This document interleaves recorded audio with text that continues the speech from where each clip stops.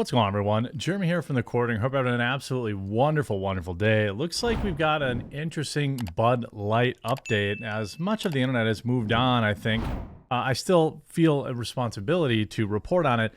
In fact, a Bud Light executive has now admitted that the boycott is working, and Bud Light has released a new desperation plea for customers' return. It's also been more than 1 month since Bud Light has tweeted on Twitter, foregoing probably millions of eyes in advertising to just, I don't know, hide, to turtle up for the last month. And, well, it's not working, as they've done just about everything, including giving away free beer, $20 coupon on a $20 purchase. It's absolutely brutal. Bud Light boycott is working, Anheuser-Busch executive says. Anson Ferrix, who spent more than a decade at Anheuser-Busch, said Bud Light's appeal has been that it was inoffensive, but that appeal is now gone.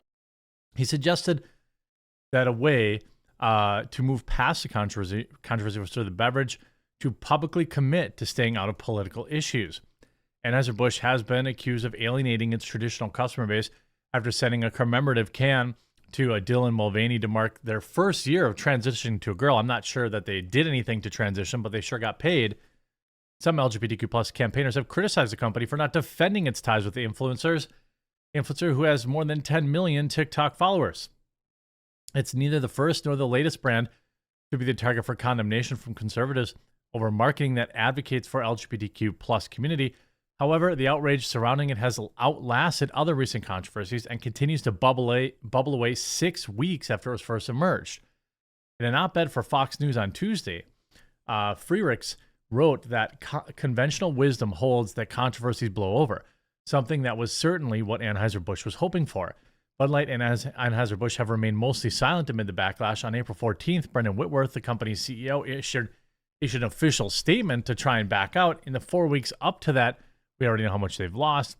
Ferrix argued that social science research suggested that a key factor in the success of a boycott was whether consumers believe they have the power to impact.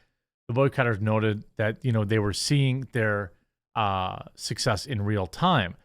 He went on to write, Bud Light's easygoing, generic, inoffensive appeal was the appeal. That appeal is now gone, but other brands have retained their inoffensive status. That's likely why Bud Light sales have fallen. Freirix also credited the boycott for not being driven exclusively or even primarily by radical extremists.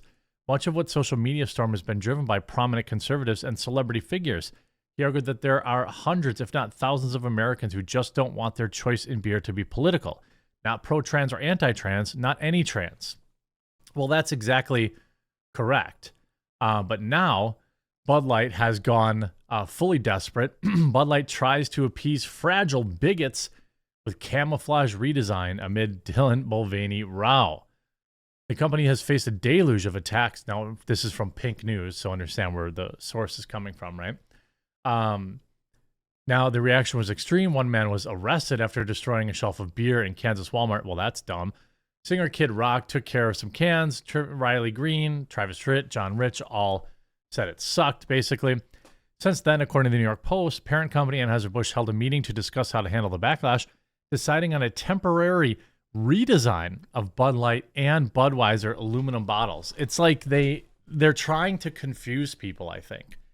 They're thinking if they change the color, maybe people won't recognize it, or maybe people will feel less stigma purchasing it. Quoting information from Bump Williams Consulting, Post said that Bud Light has faced a major drop in sales since the collaboration, with the numbers down 24% in the week ending May 6th compared to with 1 week ago. After the initial backlash, Anheuser-Busch, has obviously tried to distance themselves. This whole thing is hilarious to me. Like, they're reportedly planning a temporary packaging redesign for some Budweiser and Bud Light products as these brands continue to suffer lagging sales. They think you're stupid. They think their buyers are absolute idiots. That's the only thing that makes sense to me. Like, they literally think that, they just won't recognize it. They'll think it's a different pro-American brand, so we'll just buy this. The plan was reportedly unveiled during a meeting last week in Anheuser-Busch's U.S. headquarters in St. Louis, where executives briefed distributors on plans for responding to the backlash. Now, none of this, by the way, is them coming out and saying, hey, we screwed up, right? That's not what they're not saying that. They're just saying, let's fool our customers. Let's trick them into buying our beer. I mean, that's literally their plan. A distributor who spoke with the Post said the camel print would likely only be applied to aluminum bottles of the two beers and said that it was possible that a temporary redesign would be applied to other packaging formats. A spokesperson for Anheuser-Busch did not immediately respond, so be on the lookout. The reported redesign comes as the brewing giant continues to suffer a sales slump for its flagship Bud Light brand. Long, the best-selling beer in the United States, saw a 23.6% decline in sales compared to 1 year ago, and that is for data ending last week. That was roughly in line with the 23.4, I mean, it's slightly more, year-over-year decline seen the prior week, marking a troubling trend for the brewery if it persists. The conservative backlash against Bud Light began on April 1st when, we already know. I'm not going to rehash all of that. But, like, what's crazy to me is that, all they have to do is say uncle. By the way, down another 1.5%, down 5% in the past 5 days, 10% in the last month. 9.37%. Erasing. Look at all this run they were on in March and April. They've completely erased it. Completely. Sales down 23.6% in first week of May as backlash. So it continues. Bud Light recorded net losses for the 5th straight week following the partnership. I mean, I don't really, compared to a year ago, retail sales of Bud Light in the United States were down 23.6% in the week ending May 6th, surpassing the 23.3% decline the brand saw in the last week. More people are being told about it. More people are getting involved. Anheuser-Busch, Bud Light's parent company, also saw significant declines in year-over-year sales of other products. Though a slower rate than previous weeks, Budweiser sales were down 9.7% compared to 11.4% the week earlier. Michelob Ultra dropped 2.9%. Natty Ice, or Natural Light, was down 2.5%. I mean, it's slowing down a little bit for the alternative brands, but I think people aren't really as familiar with that. The latest numbers come after a report released by Beer Business Daily that found the beer company faced net losses for all 4 weeks in April leading up to April 29th. This followed initial reports that show Bud Light in-store sales dropped 26% in the week of April 22nd.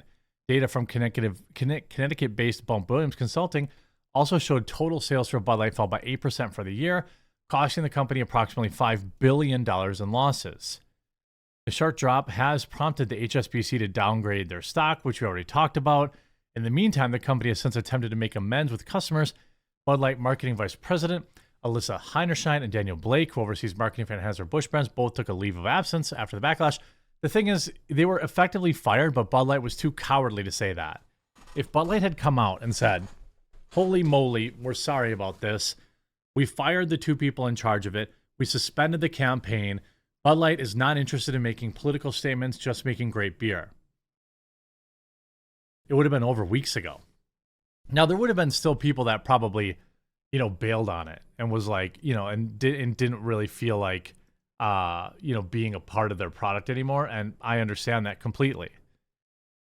The company also tried to contextualize the videos, but that didn't work. I mean, the sales continue to plunge. I just can't think of a better example of get woke, go broke, other than maybe that that anti-capitalist coffee shop in Canada that couldn't make it. It's insane. Beer drinkers across the country have registered their outrage against Anheuser-Busch for tapping Mulvaney to promote the product. The brewery's core customers opted not to order Bud Light at bars and restaurants, and more recently, other brands Anheuser-Busch owns or pick up cases and six-packs in grocery stores. I mean, it is completely getting crushed. The stock, again, with each week, we build momentum. This is why we need to stay focused, why we need to stay plugged in, why we need to continue to watch, and we need to inform people. I mean, if you look at Molson Coors too, by the way, You know, they had their little feminist ad come out, and look what happened yesterday or today. Huge drop. And as again, you know, they're getting mired. Now the market itself does bear big effects too, but it looks like the party's over. I mean, certainly Anheuser-Busch InBev. People keep saying buy the dip. I mean, they seem completely incapable of actually doing what they need to do. And I think actually at this point they may have just given up. They're just going to take their lumps. They're going to lose. It'll probably peak at no more than 30%, which is kind of the number I thought a while ago. And what? That'll be the new norm for them. I don't know. Anything that Anheuser-Busch puts out now, between now and when a time is less when we reached a time that is less volatile, I don't know. I mean, this is just great. Make sure you check out, by the way, coffeebrandcoffee.com. That's my coffee company. It's apolitical, which is literally in the name. That's why I called it Coffee Brand Coffee. We just rolled out Blackberry Cream. We're doing a site-wide 10% off sale with promo code DELISH, DELISH, in the description below. Check out one of our 20 different coffee varieties, 15 organic teas, real cacao cocos, or some of our other stuff. Hope you enjoyed this video. If you did, make sure to leave a like on it. We'll talk to you again real soon.